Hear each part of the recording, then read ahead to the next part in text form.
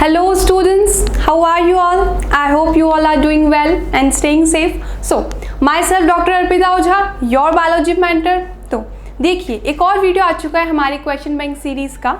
इस वीडियो में हम सेक्शन सी के क्वेश्चन कंटिन्यू करने वाले हैं। तो हमारा फर्स्ट क्वेश्चन क्या कहता है, question 34, what are the numerical chromosomal mutations. यानी कि ये जो हमारा क्वेश्चन है वो म्यूटेशन चैप्टर से पूछा गया है। ओके तो देखिए न्यूमेरिकल म्यूटेशन क्या होता है, मतलब न्यूमेरिकल से वर्ड ये हमारा क्लियर हो रहा है कि नंबर्स ऑफ क्रोमोसोम में अगर किसी तरह का कोई चेंज हो जाए म्यूटेशन की वजह से तो ये न्यूमेरिकल क्रोमोसोमल म्यूटेशन कहलाता है। ओके म्यूटेशन वाला टॉपिक जो है डिलीटेड में आता है, लेकिन फिर भी ये क्वेश्चन पूछा गया है तो हम डिस्कस कर लेते हैं ताकि कोई कॉम्पिटिशन एग्जाम में हम इसको अच्छे से क्लियर कर पाएँ।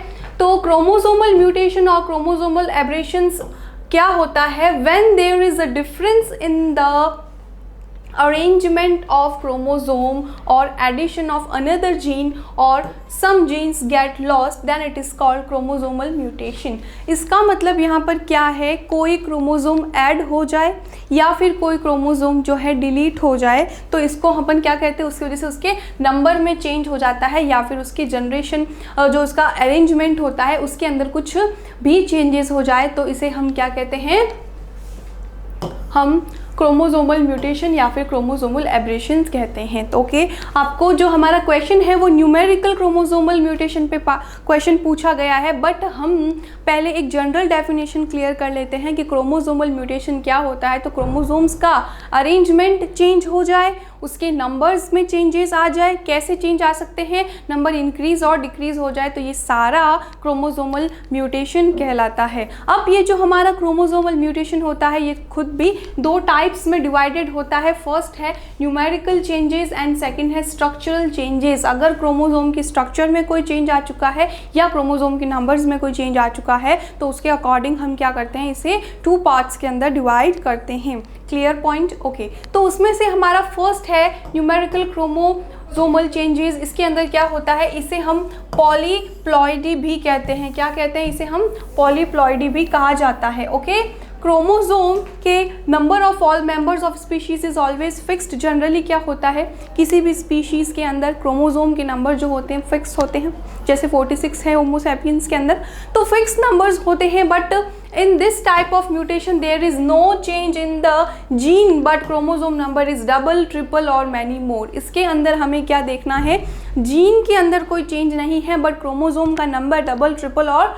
उससे भी ज़्यादा हो जाता है, तब इसे हम इस टाइप में डिवाइड करते हैं। Then it is called chromosomal mutation और polyploidy. Okay due to abnormality और hybridization in cell division the chromosomal number changes. इसका कॉज क्या बताया गया है, क्या रीज़न है कि क्रोमोसोमल म्यूटेशन आपको देखने को मिलता है। तो सेल डिवीजन के टाइम कोई एबनॉर्मेलिटी आ जाती है, क्योंकि सेल डिवीजन के टाइम क्या होता है, क्रोमोसोम्स डबल हो रहे होते हैं। ओके उनके अलग अलग फेजेस के अंदर एंड वो क्या होते हैं, सेपरेट होते हैं। तब उसके अंदर अगर कोई भी तरह की एबनॉर्मेलिटी आ जाती है तो उस वजह से क्या होगा, ये हमें देखने को मिलेगा। It is of two types, ये दो टाइप्स का होता है, euploidy and aneuploidy. It is of two types. Okay तो यूप्लॉइडी क्या है, more than two sets of chromosome, दो से ज़्यादा सेट्स ऑफ क्रोमोसोम जो होते हैं अगर इसके अंदर प्रेजेंट होते हैं तो इसे हम क्या कहते हैं, यूप्लॉइडी कहते हैं। ओके एंड एनयूप्लॉइडी इंक्रीज और डिक्रीज इन वन और मोर क्रोमोसोम।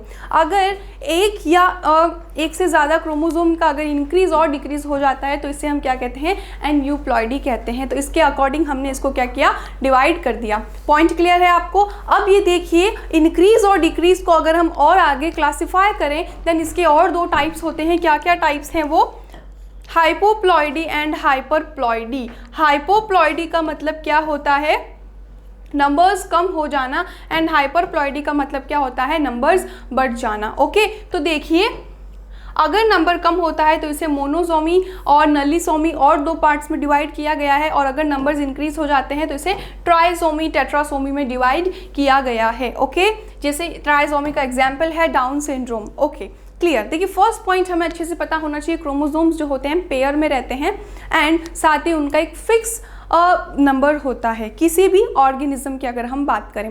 बट क्या हुआ है, क्रोमोसोम का नंबर कम हो चुका है, नॉर्मल फिक्स अमाउंट से कम नंबर अगर उसका हो चुका है तो उसे हम हाइपोप्लॉइडी कहते हैं। तो हाइपोप्लॉइडी की वजह से हो सकता है वो मोनोसोमी हो, एक क्रोमोसोम की कमी हो चुकी हो, या नलीसोमी हो, दोनों क्रोमोसोम के इसके अंदर क्या हो चुकी हो, डिक्रीज हो चुका हो, तब इसे हम क्या कहते हैं, हाइपोप्लॉइडी कहते हैं। सेकेंड चीज इज हाइपरप्लॉइडी। हाइपरप्लॉइडी का मतलब क्या है, एक क्रोमोसोम बढ़ गया है तो ट्राइसोमी, और ज़्यादा क्रोमोसोम बढ़ चुके हैं टेट्रासोमी, इस तरह से उसको डिवाइड हम करते हैं। एंड ट्राइसोमी का एग्जाम्पल किसमें हमने देखा था, डाउन सिंड्रोम में ये देखने को मिलता है। ओके, तो आपको क्लियर हो चुका है यूप्लॉइडी एंड एन्यूप्लॉइडी क्या होता है। तो अगर इस तरह का क्वेश्चन कभी पूछा जाता है तो हमें ये अच्छे से क्लियर होना चाहिए। देन नेक्स्ट क्वेश्चन की तरफ हम चलें। नेक्स्ट क्वेश्चन क्या है, what are the structural chromosomal mutation. तो देखिए इससे पहले ही हमने देखा था क्रोमोसोमल म्यूटेशन दो टाइप्स के होते हैं, न्यूमेरिकल एंड स्ट्रक्चरल। तो यहाँ पर पूछा है स्ट्रक्चरल क्रोमोसोम जो है वो क्या होता है, तो इसकी डेफिनेशन क्या है,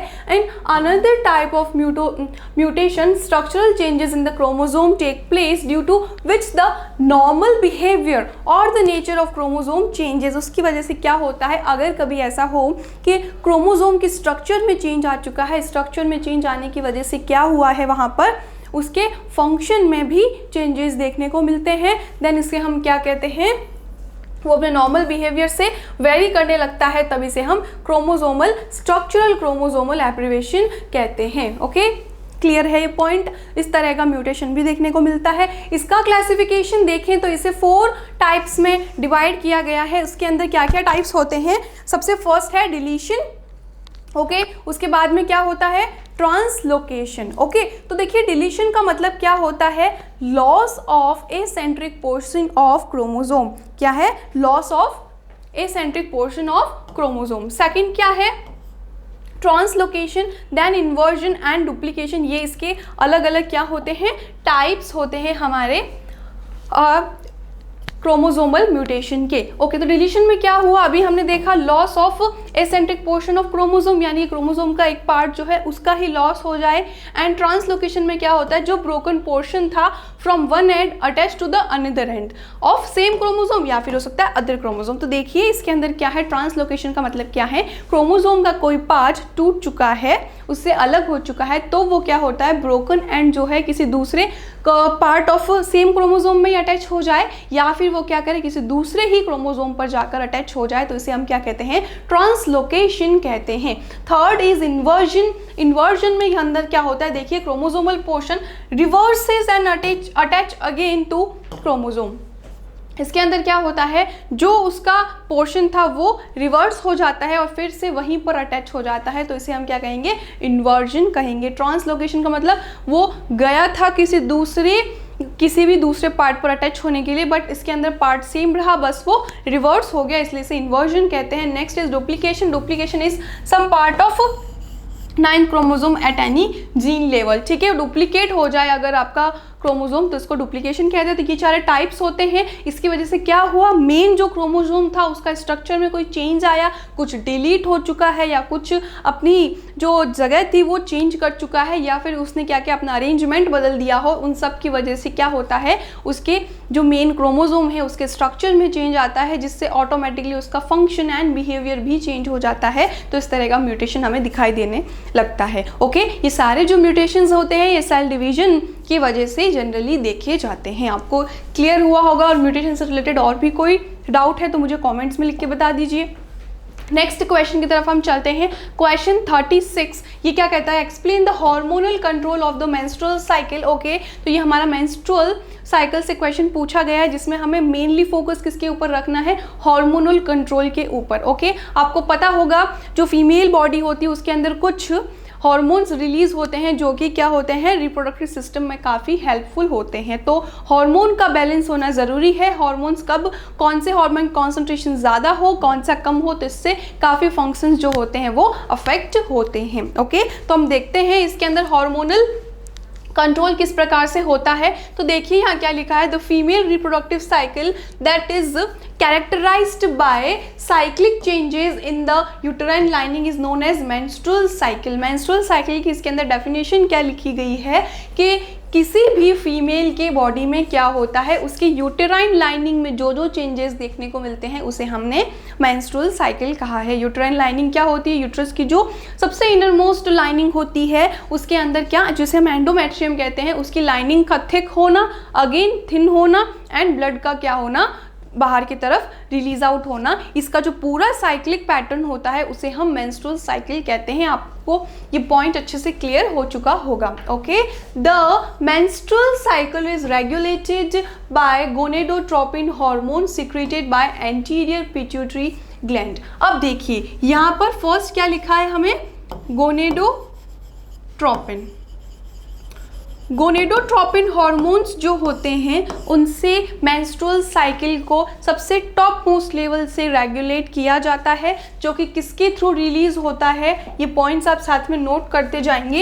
anterior pituitary, okay, anterior pituitary जो होता है उससे रिलीज होता है, ग्लैंड है, ओके, मास्टर ग्लैंड हम इसे कहते हैं। तो मास्टर ग्लैंड से रिलीज होते हैं दोनों, कौन है, FSH and LH, FSH and LH। Okay, FSH क्या होता है, follicular stimulating hormone, and LH is luteinizing hormone. This cycle is of 28 days, हमें पता है 28 डेज की साइकिल होती है। When the menses take place on cycle days on 3 to 5 days. तो इसके अंदर क्या लिखा है, जो मेंसेस होता है, जो ब्लीडिंग पीरियड होता है वो 3 to 5 डेज होता है, एंड उसी डे से जहाँ से आपका ब्लीडिंग स्टार्ट होता है वहीं से हम क्या, हमारा मेंस्ट्रुअल साइकिल जो है उसका डे 1 स्टार्ट हो जाता है। सो वो 3 to 5 डेज तक रहता है। The entire menstrual cycle consist of 4 phases. इसकी 4 फेजेज होती हैं जिसे हम मेंस्ट्रुअल फेज भी कहते हैं। उसके अंदर क्या क्या फेज हैं हम एक एक को देखते हैं अच्छे से। First is follicular phase, second is ovulatory phase, then आती है आपकी ओव्यूलेटरी फेज, उसके बाद में आती है luteal phase, okay, and menstrual phase. तो ये इसकी चारों फेज थी। स्टार्टिंग कहाँ से हुई, मेंसेस से हुई, तो मेंस्ट्रुअल फेज, उसके बाद follicular phase and ovulatory phase and luteal phase. तो हम सारी फेजेस को अच्छे से देखेंगे। ओके, तो हम सबसे पहले फर्स्ट फेज से स्टार्ट करते हैं, जो कि कौन सी है, मेंस्ट्रुअल फेज है। वो क्या कहती है, during this phase the production of luteinizing hormone from the anterior lobe of pituitary gland is reduced. तो देखिए सबसे फर्स्ट क्या हुआ, जो हमारी मेंस्ट्रुअल फेज थी, मेंस्ट्रुअल फेज में जो हमारा ल्यूटिनाइजिंग हार्मोन था उसको डिक्रीज करवाया गया। तो हम सारी फेजेस यहाँ पे, इसको मैं सिर्फ 1 लगा के लिख रही हूँ ताकि आप समझ जाएं। फर्स्ट फेज है मेंस्ट्रुअल फेज, इसके अंदर क्या हुआ, LH को डिक्रीज करवाया गया। पॉइंट आपको क्लियर हो रहा है, LH को इसके अंदर क्या करते हैं, डिक्रीज करवाते हैं। Pituitary gland is reduce, the result is in the degeneration of corpus luteum. तो जब भी ल्यूटिनाइजिंग हार्मोन कम होता है, कॉर्पस ल्यूटियम का डीजेनरेशन होता है, okay, and the also reduces the production of progesterone. उसकी वजह से प्रोजेस्टेरॉन एंड एस्ट्रोजन जो हैं, दोनों फीमेल हार्मोन्स हैं, उसके अंदर भी क्या होता है, उनका रिडक्शन होने लग जाता है, ओके, जो उनका प्रोडक्शन था वो डिक्रीज होने लग जाता है। Then the endometrium of the uterus break and menstruation begin. तो आपको क्लियर हो चुकी है, फर्स्ट डे कहाँ से स्टार्ट हुआ, ल्यूटिनाइजिंग हार्मोन को क्या कर दिया जाए, ल्यूटिनाइजिंग हार्मोन को कम कर दिया जाए। ल्यूटिनाइजिंग हार्मोन कम हो गया, कॉर्पस ल्यूटियम क्या हो जाएगा, डिजेनरेट हो जाएगा, एस्ट्रोजन एंड प्रोजेस्टेरॉन दोनों ही रिड्यूस होंगे। उसकी वजह से जो एंडोमेट्रियम है वो रिलीज आउट होने लगेगी और वो यूट्रस की लाइनिंग ब्रेक हो जाती है, okay. The menstrual flow is constituted by the endometrium secretion. मैंने आपको बताया था एंडोमेट्रियम लाइनिंग जो होती है उसके सिक्रीशन से ये ब्लड निकलता है, and blood and unfertilised ovum. अब क्या हुआ, यस ये पॉइंट हमें क्लियर होना चाहिए। फर्स्ट डे जो है जहाँ से क्या हुआ है, मेंसेस स्टार्ट हुआ है, मेंस्ट्रुअल फेज स्टार्ट हुआ है, वो किसको इंडिकेट कर रहा है, जो उस फीमेल बॉडी में एग था, जो एग रिलीज हुआ था, कौन सी फेज में, ओव्यूलेटरी फेज में जो एग रिलीज हुआ था वो एग फर्टिलाइज नहीं हुआ। फर्टिलाइज नहीं होने की वजह से वो यूट्रस में चला गया, ओके, एंड यूट्रस में जाने के बाद यहाँ पर क्या हुआ, देन एक इंडिकेशन मिला एंड LH को डिक्रीज किया गया, ओके। तब ये बात आपको अच्छे से कंफर्म हो गई कि हाँ यहाँ पर एग फर्टिलाइज्ड नहीं है, देन मेंस्ट्रुअल फेज स्टार्ट हो गया। ओके, LH डिक्रीज होने से ही इसकी स्टार्टिंग हो जाती है। तो जब ब्लड फ्लो होता है तो ब्लड फ्लो के साथ ही अनफर्टिलाइज्ड ओवम भी जो होता है रिलीज आउट कर दिया जाता है। First phase is clear, second is follicular phase. तो हमारा मेंस्ट्रुअल फेज खत्म हो गया है, सेकेंड फेज क्या है हमारी, सेकेंड फेज यहाँ पर है फॉलिक्यूलर फेज। तो देखिए नाम से क्लियर हो रहा है फॉलिक्यूलर फेज यानी कि रिलेटेड टू फॉलिकल ही होगा। तो यहाँ पर क्या होता है फॉलिक्यूलर फेज में, in this phase it include cyclic days of 6 to 13 okay और 14 in 28 डेज। तो हम जनरली लेके चलते हैं ये जो फेज होती है ये 6 से 13 तक रहती है। ओके, अपन 6 से 13 मान के चलेंगे, 6 से 13 डेज की ये फेज रहती है। ओके, तो हमारी फर्स्ट फेज जो थी वो कितने डेज की थी, हमारी जो फर्स्ट फेज थी वो 3 to 5 डेज की थी। ओके, सेकेंड आई हमारे पास फेज, कौन सी phase, follicular phase. Follicular phase कितने डेज की होती है, 6 से 13 डेज की होती है। Okay, during this phase the follicle stimulating hormone is secreted by anterior lobe of pituitary. अब किसका सिक्रीशन हुआ, FSH का। तो सेकेंड फेज के अंदर FSH का सिक्रीशन होता है। FSH का सिक्रीशन हुआ by the anterior lobe of the pituitary gland is to stimulate the secretion of estrogen from the ovarian follicle। उससे क्या होगा, जो हमारा एस्ट्रोजन हार्मोन है, मैं एस्ट्रोजन को यहाँ पर E लिखूंगी, प्रोजेस्टेरोन को P लिखूंगी, क्लियर कर लेना ये पॉइंट यहाँ पर। ओके, तो एस्ट्रोजन जो है वो उसका सिक्रीशन हो गया ओवेरियन फॉलिकल से। ओवेरियन फॉलिकल कहाँ प्रेजेंट होता है, तो ये जो हमारा ओवेरियन फॉलिकल होता है ये ओवरी के अंदर प्रेजेंट होता है, जहाँ पर डेवलपमेंट हो रहा होता है हमारे एग का जो आगे रिलीज आउट होने वाला है। तो उसी ओवेरियन फॉलिकल से किसका सिक्रीशन हो जाता है, एस्ट्रोजन का सिक्रीशन हो जाता है। ये पॉइंट हमें क्लियर हो गया।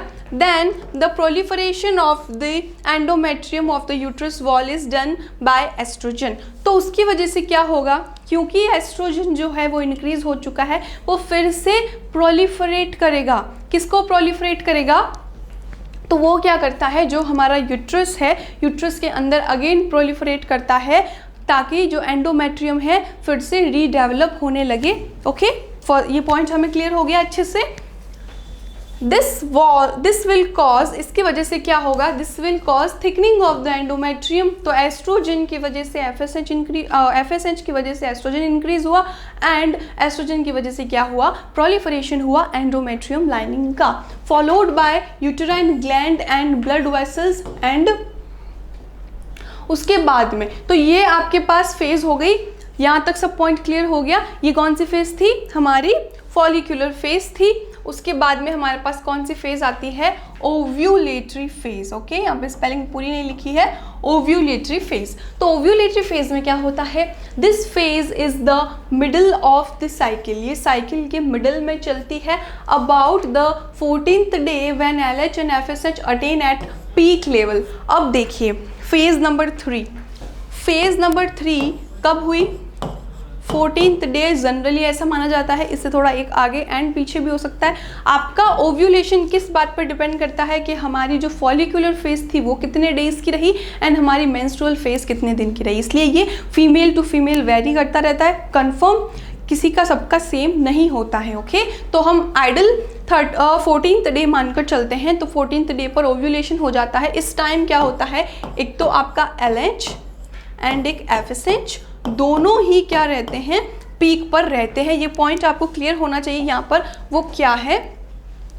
फर्स्ट फेज में LH डिक्रीज था बट FSH का सिक्रीशन हुआ था, बट जो हमारे थर्ड फेज है उसमें दोनों ही पीक पर रहेंगे। यहीं से हमारा 1 मार्क क्वेश्चन पूछ लिया जाता है, ओव्यूलेशन कौन से डे को होता है, 14th डे को होता है। कौन से हार्मोन्स का इसके अंदर सिक्रीशन ज़्यादा होता है, LH एंड FSH का इसके अंदर सिक्रीशन ज़्यादा होता है। ओके, ये पीक पॉइंट पर होते हैं। ये पॉइंट भी हमें क्लियर हो गया।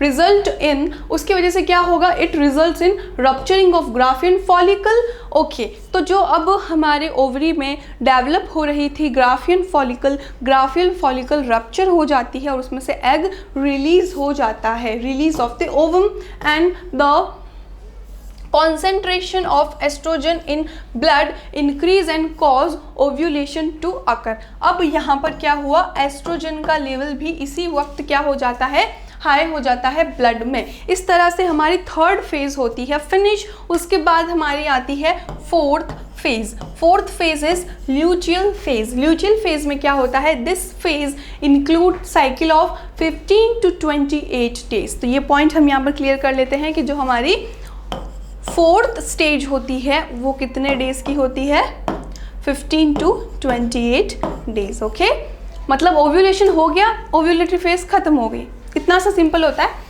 During this phase progesterone is secreted by the corpus luteum, क्योंकि अब हम समझते हैं एग जो है ग्राफियन फॉलिकल से बाहर निकल चुका है, ग्राफियन फॉलिकल डीजेनरेट हो जाता है एंड कॉर्पस ल्यूटियम का फॉर्मेशन करता है। ये कॉर्पस ल्यूटियम क्या करता है, प्रोजेस्टेरॉन का सिक्रीशन करता है, इसीलिए यहाँ पर क्या होगा, प्रोजेस्टेरॉन ज़्यादा हो जाएगा। ओके, क्लियर हुआ। Progesterone is secreted by corpus luteum, thickening of the endometrium occur, और ज़्यादा थिकनिंग होती है एंडोमेट्रियम की and the uterine gland become secretory. अब जो यूटेराइन ग्लैंड्स हैं, मतलब यूट्रस भी एक तरह से एक ग्लैंड का फंक्शन करने लगेगा।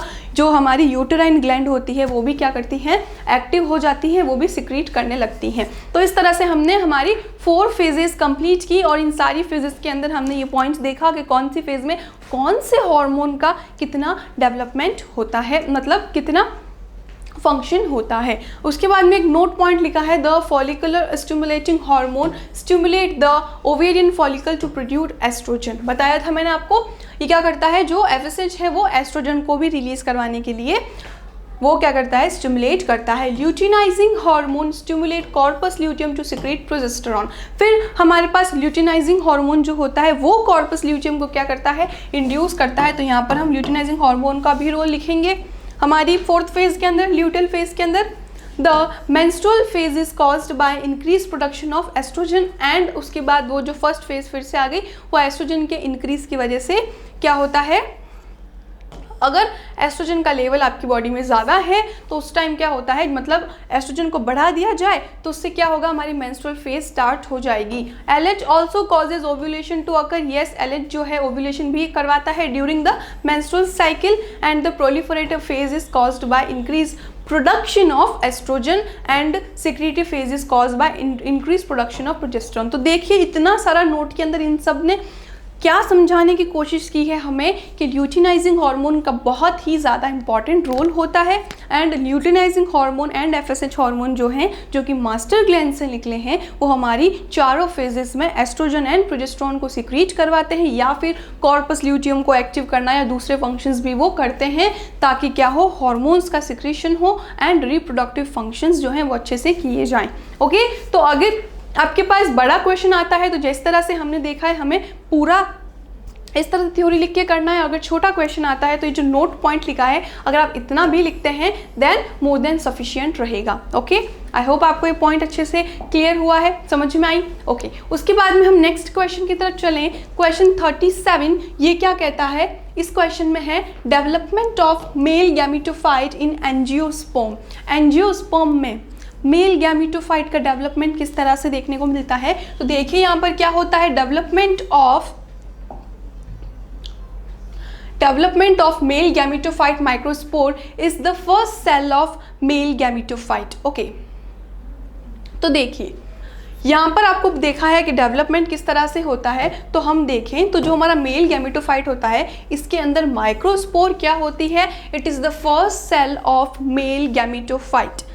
फर्स्ट पॉइंट आपको क्लियर हो गया, माइक्रोस्पोर क्या है, हमारे मेल गैमेटोफाइट की फर्स्ट सेल है। It has dense cytoplasm and a distinct clear nucleus. Microspore जो होता है उसका साइटोप्लाज्म डेंस होता है एंड साथ ही उसका जो डिस्टिंक्ट क्लियर न्यूक्लियस होता है। After separating from the tetrad it develop rapidly. मैंने आपको बताया था टेट्राड किस तरह से बनते हैं। ओके हमने जो पहले वीडियोस किए थे उसमें से एक वीडियो में मैंने आपको क्लियरली समझाया था कि किस तरह से जो पोलन ग्रेन बनने वाले होते हैं उससे पहले वो टेट्राड कंडीशन में रहते हैं। ओके तो जब ये टेट्राड सेपरेट हो जाता है, माइक्रोस्पोर बन जाता है, तो ये पॉइंट हमें ध्यान रखना है। After separating from the tetrad it develop rapidly. ये क्या करता है? रैपिडली डेवलप होता है। The cytoplasm get transferred into the peripheral membrane. अब देखिए ये जो साइटोप्लाज्म है ये ट्रांसफॉर्म हो जाता है thin peripheral membrane and general vascular development, और उसकी वजह से क्या होता है? जनरल वैक्यूल जो होती है, वैक्यूल लिखा है ये, जब वैक्यूल होती है उसके अंदर डेवलपमेंट उसका हो जाता है। ये पॉइंट आपको अच्छे से क्लियर हुआ कि इसके अंदर जो डेंस साइटोप्लाज्म होता है वो किसके अंदर ट्रांसफॉर्म होता है?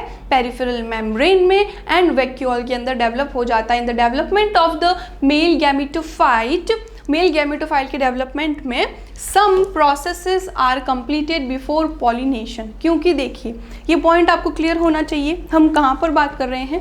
एंथर के अंदर जो माइक्रोस्पोरेंजिया होती है, माइक्रोस्पोरेंजिया के अंदर जो माइक्रोस्पोर बनते हैं, माइक्रोस्पोर हम किसे कहेंगे? जो हमारी टेट्राड कंडीशन थी वो सेपरेट हो गई, देन माइक्रोस्पोर बनते हैं। इन माइक्रोस्पोर्स के अंदर क्या होता है? डेंस साइटोप्लाज्म प्रेजेंट होता है। ये डेंस साइटोप्लाज्म क्या करता है? ट्रांसफॉर्म करता है पेरिफेरल मेम्ब्रेन एंड वैक्यूल को बना देता है। उसके बाद ध्यान से सुनिएगा, क्योंकि ये जो पॉलन ग्रेन्स अब पूरी तरह से डेवलप हो जाएंगे, ये कहाँ जाएंगे? पॉलिनेशन करने के लिए जाएंगे, स्टिग्मा पर जाकर लैंड होंगे। तो पॉलिनेशन से पहले क्या होता है, हमें ये बात समझनी है। ये सारा जो प्रोसेस है ये कहाँ से पहले ही स्टार्ट हो जाता है? पॉलिनेशन से पहले ये हो जाता है। And some processes are completed later on. तो कुछ प्रोसेस ऐसे हैं जो पॉलिनेशन से पहले होते हैं और कुछ प्रोसेस ऐसे हैं जो पॉलिनेशन से बाद होते हैं। ओके ये पॉइंट भी हमें क्लियर हो गया। Before the pollen formation of the nucleus of microspore divide by mitotic division। अब यहाँ पर क्या होता है कि ये जो माइक्रोस्पोर है इसके अंदर जो क्लियर न्यूक्लियस था वो क्या करता है? डिवीजन करता है। आपको क्वेश्चन पूछा जाता है वो किस तरह का डिवीजन करता है? वो माइटोटिक डिवीजन करता है। ये पॉइंट आपको क्लियर हुआ किस तरह का डिवीजन हुआ? उसमें माइटोटिक डिवीजन करता है to form a big vegetative nucleus. किसके लिए? एक बड़ा वेजिटेटिव न्यूक्लियस बनाने के लिए and small generative nucleus. Okay ये पॉइंट आपको क्लियर हुआ कि हमारा जो माइक्रोस्पोर है उसके अंदर जो एक न्यूक्लियस है वो माइटोसिस की हेल्प से दो न्यूक्लियस में डिवाइड होता है। एक वेजिटेटिव होता है और एक जनरेटिव होता है। जनरेटिव स्मॉल रहेगा और वेजिटेटिव जो होगा वो बिग होगा। ओके ये point clear. The formation of a wall between these two nuclei forms. ठीक है उसके बाद में क्या होता है? ये जो आपका दो टाइप का डिवीजन हुआ था, वेजिटेटिव न्यूक्लियस बन गया एंड जनरेटिव न्यूक्लियस बन गया, इनके बीच में एक वॉल बन जाएगी तो दो सेल्स का फॉर्मेशन हो जाएगा। पॉइंट क्लियर हो गया आपको? दो सेल बन जाती है, vegetative cell and generative cell. Generally in most of the plants the process of pollination take place in this bicelled condition. Okay इसके अंदर क्या होता है? ये जो बाई सेल यानी कि दो सेल्स का जो फॉर्म होता है, इसी स्टेज में ये पोलन ग्रेन्स क्या करते हैं? ये पॉलिनेशन करते हैं। फर्स्ट पॉइंट आपको क्लियर हो गया। इसी कंडीशन में क्या करेंगे? पॉलिनेशन करेंगे।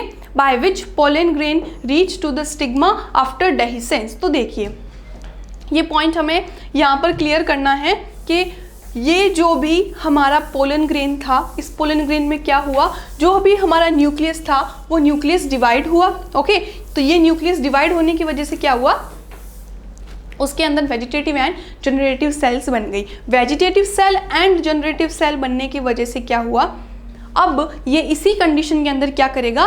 पोलन ग्रेन से पॉलिनेशन के लिए आगे जाएगा। ओके ये पॉइंट हमें क्लियर हो गया।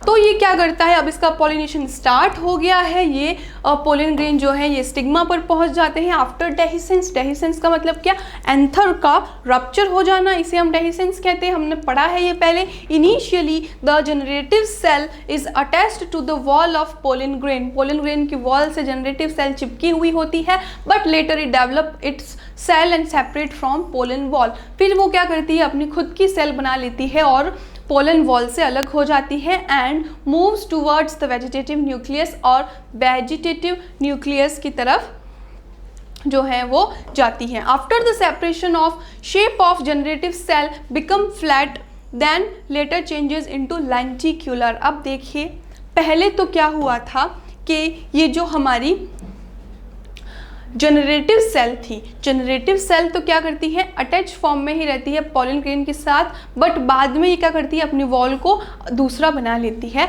और मूव करती है किसकी तरफ, वेजिटेटिव न्यूक्लियस की तरफ। अब ये जो हमारी after the separation of generative cell, ये जो जनरेटिव सेल है जो कि वेजिटेटिव सेल की तरफ जा रही है, यहाँ पे एक पॉइंट आपको क्लियर रखना है, वेजिटेटिव सेल जो है उसकी साइज़ बड़ी है, जनरेटिव सेल की साइज़ छोटी है, और ये जो सेल है इसने खुद को डिटैच कर लिया है किससे, wall of the pollen grain से। अब ये किसकी तरफ जा रही है, वेजिटेटिव सेल की तरफ जा रही है। इसी वक्त ये जो जनरेटिव सेल है इसके शेप में चेंजेस आता है और ये लेंटिक्यूलर शेप बना देती है, इस तरह से अपना शेप बनाती है। इसे बताएं हम किस तरह से होता है ये, तो देखिए ये आपका पोलन ग्रेन है, ये इसका बाहर,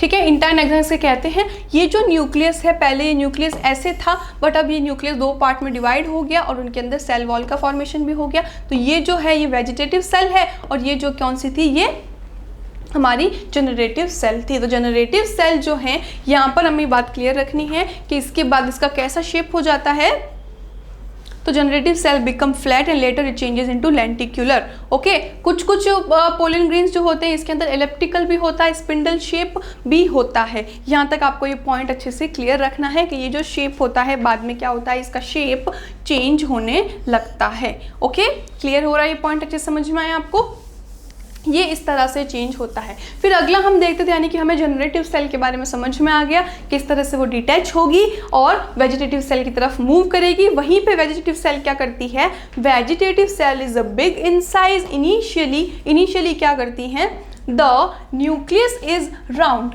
न्यूक्लियस कैसा होता है, round, and later it become of irregular shape, यानी कि ये हमारी लेंटिक्यूलर सेल जो थी वो तो इस तरह से डिवाइड हो गई, बट इसका जो न्यूक्लियस था पहले गोल था, बट अब किस तरह से हो गया है, इसका शेप इरेग्युलर हो चुका है। The shape and the number of various cell organelles increase, इसके अंदर जो सेल ऑर्गेनीज होते हैं वो इंक्रीज होते हैं। वेजिटेटिव सेल है, बड़ी सेल है, इसमें इनका इंक्रीज होना स्टार्ट हो जाता है। RNA and proteins are present in the adequate amount in it, तो यानी कि इसके अंदर जो RNA एंड प्रोटीन होते हैं वो एडिक्वेट अमाउंट में होते हैं, क्योंकि इसके अंदर क्या हो रहा है, कंटिन्यूसली इसका डेवलपमेंट हो रहा है और सारे इसके सेल ऑर्गेनेलिस क्या कर रहे हैं, इंक्रीज हो रहे हैं। The pollen tube is probably formed by the vegetative cell.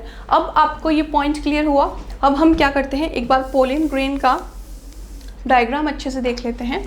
ये जो पोलन ग्रेन है इसके अंदर एक जर्म पोर प्रेजेंट होता है। क्या प्रेजेंट होता है, जर्म पोर। जर्म पोर के ऊपर स्पोरोपोलिनिन की कवरिंग नहीं होती है, यानी कि ये ओपन पोर होता है, इस पर एक्साइन नहीं है, ओनली इंटाइन है। यहाँ पर मान लीजिए ये है आपकी अगर जनरेटिव सेल, तो जनरेटिव सेल के इधर ये क्या है, वेजिटेटिव सेल। वेजिटेटिव सेल के अंदर इतना डेवलपमेंट क्यों हुआ, उसके अंदर RNA क्यों बना, उसमें प्रोटीन का फॉर्मेशन क्यों हुआ, ये क्वेश्चन आपके माइंड में आ रहा होगा। तो इसका फॉर्मेशन का रीज़न क्या है कि ये क्या करता है, आगे जाके पोलन ट्यूब बनाएगा, जब ये क्या करेगा, पॉलिनेशन करेगा। पॉलिनेशन करने के बाद जब स्टिग्मा पर जाएगा तो ये क्या बनाएगा, पोलन ट्यूब बनाता है। Point clear. The pollen tube is probably formed by the vegetative cell, though this fact can not be decided. Okay, ये मतलब कंप्लीटली हम इतना डीप इसको स्टडी नहीं कर पाए हैं, बट ऐसा ही होता है क्योंकि वेजिटेटिव सेल है तो क्या करती है, पोलन ट्यूब बनाती है। After some time the vegetative cell degenerate, एक बार पोलन ट्यूब का फॉर्मेशन हो गया देन क्या करती है वेजिटेटिव सेल जो है वो डीजेनरेट हो जाती है। अब सारा का सारा फंक्शन किसका रहेगा, ओनली जनरेटिव सेल का रहेगा। देखिए काफ़ी इंपॉर्टेंट क्वेश्चन है, इसको अच्छे से पढ़ेंगे हम। ओके, तो generative cell, initially the shape of generative cell is like a convex lens, जैसा कि मैंने बनाया कॉन्वेक्स लेंस की तरह इसका शेप दिखता है initially. After separation from the pollen wall, जो कि हम पढ़ के आ चुके हैं, then it become round and circular and pollen tube का फॉर्मेशन भी हो चुका है। वेजिटेटिव सेल जो है डीजेनरेट हो गई है, फिर इसका शेप अगेन कैसा हो जाता है, सर्कुलर हो जाता है। पॉइंट क्लियर है। स्टार्टिंग इसकी कहाँ से हुई थी, एक स्मॉल सेल से स्टार्टिंग हुई थी, देन लेंटिकुलर शेप की इसका, या फिर जो लेंस है और कॉन्वेक्स लेंस के जैसे इसका शेप देखने को मिलता है, उसके बाद अभी राउंड या फिर सर्कुलर सेल में बदल जाएगी। During the different development phases it keeps changing it shape. Yes, हमने देखा ये कंटिन्यूसली क्या कर रही है, अपनी शेप में चेंजेस कर रही है। Okay, generally it become long and tubular, फिर उसके बाद क्या होता है, लॉन्ग एंड ट्यूबुलर फॉर्म में ये कन्वर्ट हो जाती है। Its long shape provide motion to in the pollen tube. अब इसको क्या करना है, यहीं पर हम ये देख लेते हैं, ये जो है पहले इस शेप की थी, मतलब धीरे धीरे इसका कन्वर्जन होने लगता है, देन इस शेप से ये क्या करने लग जाती है, सर्कुलर या राउंड शेप में बदल जाती है, और जब ये पोलन ट्यूब में एंटर करती है तो ये ट्यूबुलर फॉर्म में कन्वर्ट हो जाती है। और ट्यूबुलर फॉर्म में इसलिए कन्वर्ट होती है ताकि ये अच्छे से मूव कर पाए पोलन ट्यूब में। अब आपको समझ में आया generative cell and vegetative cell का क्या फंक्शन था। Its long shape provide motion to it in the pollen tube. Cell organelles are also found in it but the cytoplasm is very less. इसका साइटोप्लाज्म बहुत ही ज़्यादा कम होता है। Okay, जगह ही नहीं है, बहुत छोटी है, बट इसके पास सेल ऑर्गेनेली प्रेजेंट होते हैं। In both vegetative and generative cell, the DNA amount is same. दोनों में DNA amount तो same ही था, but the amount of RNA in cytoplasm is different. बस एक चीज़ है कि RNA का अमाउंट दोनों में अलग होता है। Due to more cytoplasm in vegetative cell, the amount of RNA is more as compared to generative cell. तो यानी कि हमें क्या देखने को मिलता है, DNA जो है दोनों में सेम ही रहता है, DNA सेम रहेगा, बट आरएनए जो होता है वो वेजिटेटिव सेल के अंदर ज़्यादा होता है as compare to generative cell. Point clear हुआ, आपको समझ में आई सारी बात। तो इस तरह से क्या होता है, इसका डेवलपमेंट जो है वो देखने को मिलता है। ओके, तो अब हम इसके आगे नेक्स्ट क्वेश्चन देखते हैं। नेक्स्ट क्वेश्चन क्या कहता है, नेक्स्ट क्वेश्चन है हमारा, explain the growth of female gametophyte. Okay, इससे पहले अभी हमने क्या देखा, मेल गैमेटोफाइट, अब हम क्या देखने वाले हैं, फीमेल गैमेटोफाइट। ओके, तो फीमेल गैमेटोफाइट का डेवलपमेंट किस तरह से होता है, तो यहाँ पर लिखा है मेगास्पोरोजेनेसिस। ओके, मेगास्पोर का फॉर्मेशन होना तो क्या कहलाएगा, मेगास्पोरोजेनेसिस। तो megasporogenesis is the process of formation of megaspore. Okay, 1 minute. तो यहाँ पर क्या है, मेगास्पोरोजेनेसिस का मतलब क्या है, the process of formation of किसका, मेगास्पोर का, from the megaspore mother cell is called megasporogenesis. Okay, तो हमारे पास क्या आती हैं, एमएमसी आती हैं। तो एमएमसी क्या है, मेगास्पोर मदर सेल है। मेगास्पोर मदर सेल से क्या होता है, हमारे मेगास्पोर का जनरेशन होता है। ये पॉइंट हमें क्लियर हो गया। Any cell in the hypodermis of nucleus can behave as, एक सेकेंड इसको सही करते हैं, हाँ, बिहेव एज आर्कीस्पोरियल इनिशियल। अब देखिए इसमें क्या लिखा है, यहाँ पर पूछा है हमारा मेगास्पोर किस तरह से बनता है। तो मेगास्पोर जो है वो मेगास्पोर मदर सेल से बनता है। These cells are bigger in size with clear nucleus. Cells बड़ी होती हैं, न्यूक्लियस क्लियर होता है, साइटोप्लाज्म डेंस होता है। ऐसा हमने मेल में भी पढ़ा था। The division of the cell produce primary parietal cell. Okay, अब ये जो सेल डिवीजन इसके अंदर होता है, इससे पहले भी हमने उसमें भी सेल डिवीजन देखा था, माइटोटिक टाइप का सेल डिवीजन हुआ था। तो इसके अंदर किस तरह का प्राइमरी पैराइटल सेल डिवीजन देखने को मिलता है, towards the outside and primary sporogenous cell towards the inside. Okay, तो हमने ये पॉइंट क्लियर हो गया। ये जो हमारी प्राइमरी पैराइटल सेल होती है टुवर्ड्स द आउटसाइड जाती है और प्राइमरी स्पोरोजिनस सेल जो होती है टुवर्ड्स द इनसाइड, इसका डिवीजन देखने को मिलता है। ओके, तो एक पैराइटल सेल थी और एक स्पोरोजिनस सेल थी, तो इस तरह से पैराइटल सेल और स्पोरोजिनस सेल दोनों का डेवलपमेंट सेल डिवीजन हुआ। The primary sporogenous cell does not divide and it behave as megaspore mother cell. अब आपको ये पॉइंट क्लियर हुआ कि किस तरह से डेवलपमेंट होता है फीमेल गैमेटोफाइट का। तो जो ओवरी हैं, ओवरी के अंदर जो स्पोरोजिनस सेल हैं, वो जो प्राइमरी स्पोरोजिनस सेल होती हैं जो कि डिवाइड नहीं हुई हैं, इनसाइड वो चली जाती हैं, वो क्या कहलाती है, मेगास्पोर मदर सेल कहलाती है। And the primary parietal cell either does not divide और in repeatedly divide into form of wall. और फिर जो पैराइटल सेल है, नाम से क्लियर हो रहा है, आउटसाइड की तरफ जाती है और क्या करती है, कंटिन्यूसली सेल वॉल बना देती है, मतलब एक वॉल का फॉर्मेशन करती है विद द हेल्प ऑफ काफ़ी सारी cells. Okay, the megaspore mother cell, फिर यहाँ से क्या स्टार्ट होता है, megaspore mother cell divide meiotically. Okay, ये पॉइंट आपको क्लियर होना चाहिए। यहाँ पर जो हमारी एमएमसी है उसमें मियोसिस होता है एंड इनटू 4 हैप्लॉइड सेल, किसमें कन्वर्ट होती है, वो 4 हैप्लॉइड सेल में कन्वर्ट होती है टू फॉर्म मेगास्पोर। क्या बनाने के लिए, मेगास्पोर बनाने के लिए, दैट आर लीनियरली अरेंज्ड। फिर वो क्या करती हैं, ऑफकोर्स मियोसिस हुआ है, मियोसिस से 4 हैप्लॉइड सेल्स बनेंगी। ये जो 4 हैप्लॉइड सेल्स हैं ये क्या करती हैं, मेगास्पोर बनाते हैं जो कि लीनियरली अरेंज होते हैं। Usually 1 megaspore cell in the linear tetrad towards the chalaza and is active and it form the female gametophyte। Okay, तो इन 4 सेल्स में से एक सेल ही क्या बनाएंगी, female gametophyte. Rest of these megaspore degenerate, उसके बाद वाले जो सारे होते हैं वो क्या करते हैं, डिजेनरेट हो जाते हैं। And the active megaspore uses as it nutrient, और जो एक्टिव मेगास्पोर होता है वो क्या करता है, ये जो 3 डिजेनरेट हो रही है इसको एज ए न्यूट्रिशन यूज़ करता है। And the active megaspore grows, क्या करता है, फिर वो ग्रो होता है, डेवलप होता है into embryo sac. Embryo sac में वो ग्रो एंड डेवलप होता है। ओके, अब आपको पॉइंट क्लियर हुआ फीमेल गैमेटोफाइट कैसे बना।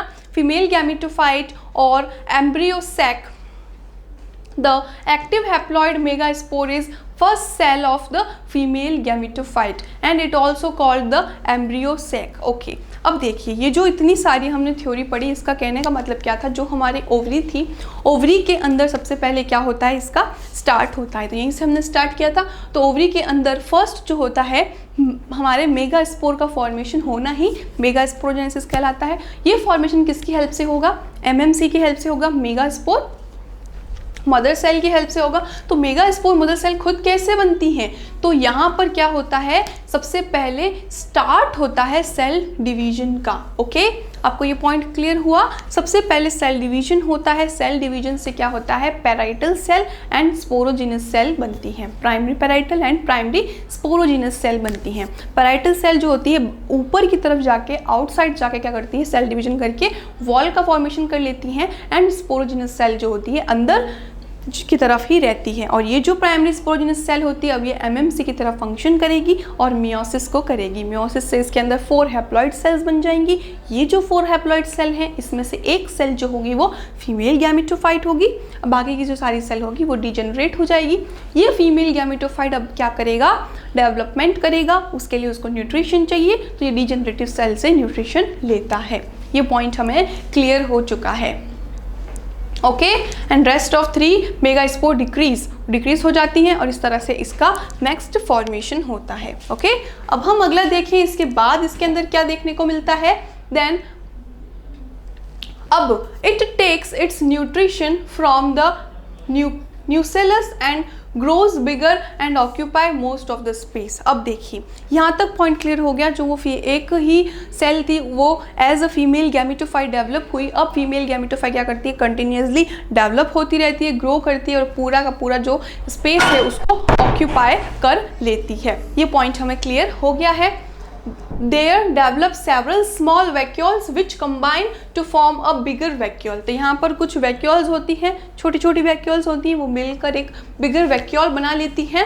The nucleus of megaspore divide mitotically। अब क्या होगा देखिए, इतनी देर जो था हमारी एमएमसी के अंदर, तो क्या हुआ था, एमएमसी के अंदर से 4 सेल बनी थी। उन 4 सेल में से जो एक सेल थी वो क्या कहलाई, हमारी फीमेल गैमेटोफाइट कहलाई थी। ये जो हमारी फीमेल गैमेटोफाइट थी, अब क्या होता है, इसका अगेन अब होगा माइटोटिक डिवीजन। यहाँ पर क्या हुआ था, मियोसिस हुआ था, एंड यहाँ पर क्या होगा, माइटोसिस होगा। ये पॉइंट आपको क्लियर हो गया। यहाँ पर होता है माइटोसिस, एंड फिर हम इसके आगे देखते हैं क्या होता है। Mitotically 3 times to form 8 nuclei. ये पॉइंट आप नोट कर लीजिए। माइटोसिस होगा कितनी बार होगा, 3 टाइम्स होगा इसके अंदर, एंड 8 न्यूक्लियाई बनेंगे। The nuclei formed from the first nuclear division reach to the opposite pole due to the elongation and formation of large vacuole. अब देखिए यहाँ पर क्या हुआ, ये जो हमारा एम्ब्रियो सैक है, एम्ब्रियो सैक के अंदर जो है सेल डिवीजन हो रहा है। तो ये जो सेल डिवीजन होता है ये किस तरह से होता है, जो सबसे पहले स्टार्टिंग के अंदर जो थी हमारी 4 सेल बनी थी, इन 4 सेल में से अब सिर्फ क्या बचती हैं, डिजनरेट होकर एक सेल बचती है। ये एक सेल क्या करती है, बहुत ही लार्ज स्पेस को अटेन कर लेती है, और इसका 3 टाइम्स क्या होता है, इसका 3 टाइम्स डेवलपमेंट होता है। तो 3 टाइम्स इसके अंदर हमारा माइटोसिस हुआ। माइटोसिस होने की वजह से 8 न्यूक्लियस बन गए। 8 न्यूक्लियस में से क्या होता है, ये जो न्यूक्लियस है ये अलग अलग पोल की साइड सेट होने लगते हैं। किस तरह से सेट होने लगते हैं, तो हम देखते हैं यहाँ पे क्या अरेंजमेंट हमें देखने को मिलता है। Here the nuclei divide 2 times and produce 4 nuclei. तो टोटल हमारे पास ये बता रहे हैं, टोटल हमारे पास 8 न्यूक्लियाई कैसे आए। तो जो हमारी एक सेल थी वो अगेन डिवाइड हुई, वो जो 2 सेल्स थी वो अगेन डिवाइड हुई, और वो जो सेल्स थी वो अगेन डिवाइड हुई। तो इस तरह से हमारे पास टोटल क्या हुआ, 8 सेल्स का फॉर्मेशन हो गया। ओके, यहाँ तक क्लियर हुआ। Till this stage all the nuclear lies in the same cytoplasm. अभी तक क्या है, ये जो 8 न्यूक्लियर बने हैं एक ही साइटोप्लाज्म में अच्छे से सेट हैं। Okay, from these 4 nuclei 1 nucleus in each pole move towards the center and forms the polar nucleus। अब देखिए क्या होता है, मान लीजिए आपके पास इधर 4 सेल, इधर 4 सेल हैं। इन दोनों जो न्यूक्लिया बोलेंगे हम, सेल तो नहीं बोल सकते, न्यूक्लियस है ये। तो ये जो चारों न्यूक्लियस हैं ऊपर और नीचे, इसमें से एक न्यूक्लियस इधर आता है और एक न्यूक्लियस इधर आता है। दोनों न्यूक्लियस के इस तरह के अरेंजमेंट के बाद क्या होता है, ये दोनों न्यूक्लियस यहाँ पर सेट हो जाते हैं। दोनों सेट हो गए, उसके बाद क्या होता है, ये जो 3 सेल्स हैं ये ऊपर रह जाती हैं, बाकी की 3 सेल्स क्या हो जाती हैं, नीचे की तरफ आ जाती हैं, और इस तरह का अरेंजमेंट हमें देखने को मिलता है। ये पॉइंट आपको क्लियर हुआ। तो अब इसके अंदर से क्या होगा, यहाँ पर क्योंकि ये सेंटर में आ गई है 2 सेल्स दोनों साइड से, तो अब ये किसका फॉर्मेशन करती है, पोलर न्यूक्लियाई का फॉर्मेशन करती है, या फिर इसे हम पोलर न्यूक्लियस कहते हैं। Okay, later these combine to form a diploid secondary nucleus. उसके बाद में अभी दोनों न्यूक्लियाई जो हैं कंबाइन हो जाएंगे, एक सेल बना देंगे, यानी कि सेल एक है बट न्यूक्लियस 2 हैं। आपको पता है आगे जाके किसका डेवलपमेंट करेगा, कमेंट्स में बताइए मुझे फटाफट। तो ये जो है आगे जाके डेवलप करेगा किसे, एंडोस्पर्म को। ये जो हमें 2 न्यूक्लियस दिख रहे हैं, दोनों न्यूक्लियस कंबाइन होकर एक डिप्लॉयड सेल बना देते हैं जिसके अंदर 2 न्यूक्लियस हैं। ओके, फिर वो आगे क्या बनेंगे, एंडोस्पर्म के फॉर्म में कन्वर्ट हो जाएगा। ये पॉइंट क्लियर, यहाँ तक समझ में आ गया। Okay, it is also called definitive nucleus. ये जो है ये डिफाइनेटिव न्यूक्लियस भी कहा जाता है। At the age of the micropylar end 3 nuclei form egg apparatus. जो तीनों नीचे की तरफ आ चुकी हैं, तीनों अलग अलग सेल बनाती हैं और क्या बनाती हैं, एग एपरेटस बनाती हैं। Okay, At this stage they get converted into cell by cell with the formation of cell wall। पहले ये सब न्यूक्लियस थे, अब न्यूक्लियस से किसका फॉर्मेशन हुआ, सेल वॉल का फॉर्मेशन हुआ। Okay, in the egg apparatus there are 1 egg cell and 2 synergid cell. तो इनमें से 3 में से क्या होगा, एक एग सेल बनेगी और 2 जो होगी ये सिनर्जिड सेल्स बनेंगी। तो जो सेंटर वाली सेल होगी इसे हम अगर एग सेल कहें तो यहाँ पे बाकी 2 क्या बन जाती हैं, सिनर्जिड सेल का फॉर्मेशन हो जाता है। सिमिलरली एट द चलेजल एंड, ये जो एंड था, ये कौन सा एंड था, माइक्रोपाइल एंड, तो इसके ऑपोजिट कौन सा एंड होगा, चलेजल एंड। चलेजल एंड पर क्या होता है, ये जो 3 सेल्स थी ये ऊपर की तरफ चली जाती हैं और एंटीपोडल सेल्स कहलाती हैं। ओके, समझ में आई बात, आपको समझ में आया, क्लियर अच्छे से हुआ, ठीक है। तो यहाँ पर क्या होता है, combine to form 3 cells called antipodal cell. Okay, In most of the angiosperms, the development of embryo sac take place in this way. और इस तरह से क्या होता है, पूरे embryo sac का development होता है. आपको सारी पॉइंट यहाँ पे क्लियर हुए. It is called monospory polygonum type of development. Okay, and the embryo sac or female gametophyte developed by the polygonium type has 7 cells and 8 nuclei. इसके अंदर क्या होता है, 7 cells and 8 न्यूक्लियाई बनते हैं. ओके, आपको एक बार क्लियर करके समझा देते हैं. यहाँ पर ये जो आपका पूरा एम्ब्रियो सैक डेवलप होता है, इसके अंदर सेंटर में सेल एक होती हैं बट न्यूक्लियस 2 होते हैं. ओके, इसको सेकेंडरी न्यूक्लियस कहते हैं. यहाँ पर एक एग सेल बनती है और 2 सिनर्जिड सेल मिलती है. इनको एक साथ हम क्या कहते हैं, एग एपरेटस कहते हैं, जो कि माइक्रोपाइल रीजन पर बनता है. और यहाँ पर 3 सेल जो होती है एंटीपोडल सेल बनती है.